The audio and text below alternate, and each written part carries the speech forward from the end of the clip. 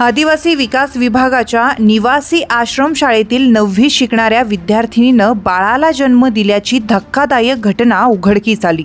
विद्यार्थिनीला गर्भवती ठेवणारा अल्पवयीन मुलगा हा तिचाच नातेवाईक असल्यानं खळबळ उडाली आहे। या प्रकरणी पोलिसात गुन्हा दाखल करण्यात आला असून त्याची बालसुधार गृहात रवानगी करण्यात आली आहे। कळवण तालुक्यातील मोहनदरी येथे निवासी आदिवासी आश्रमशाळेत ही विद्यार्थिनी शिक्षण घेत होती। शाळेला सुट्ट्या असल्याने ती त्या काळात घरी गेली होती।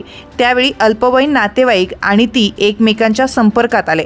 त्यातून दोघांमध्ये शारीरिक संबंध घडून विद्यार्थिनी गर्भवती राहिली। दरम्यान सुट्ट्या संपल्यानंतर ही विद्यार्थिनी पुन्हा आश्रमशाळेत दाखल झाली। तिने बाळाला जन्म दिला आणि एकच खळबळ उडाली। एवढे दिवस ती गर्भवती असल्याची कुणकुण आश्रमशाळेच्या व्यवस्थापनाला न लागल्यानं आश्चर्य व्यक्त केलं जात आहे। खरं तर निवासी आश्रमशाळा असल्याने दर महिन्याला विद्यार्थिनीची शारीरिक आरोग्य तपासणी होत असते। असं असताना विद्यार्थिनी गर्भवती असल्याची बाब कुणाच्याही ध्यानात कशी आली नाही हेच मुळी संशयास्पद आहे।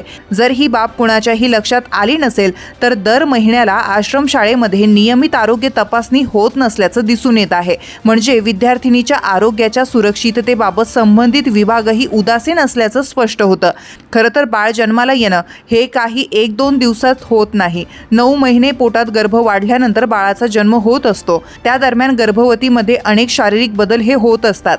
मग गर्भवती राहिलेल्या या विद्यार्थिनीमध्ये असे कोणतेही बदल आश्रमशाळा व्यवस्थापनाच्या ध्यानात कसे आले नाही याबाबतही संशयाचं धुकं दाटलंय।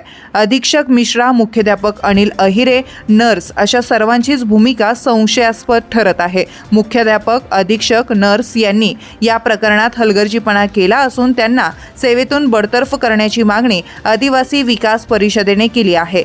याबाबत आयुक्त लीना बनसोडे यांना युवा प्रदेश अध्यक्ष गणेश गवळी यांच्या सहीचं निवेदन देण्यात आलं आहे।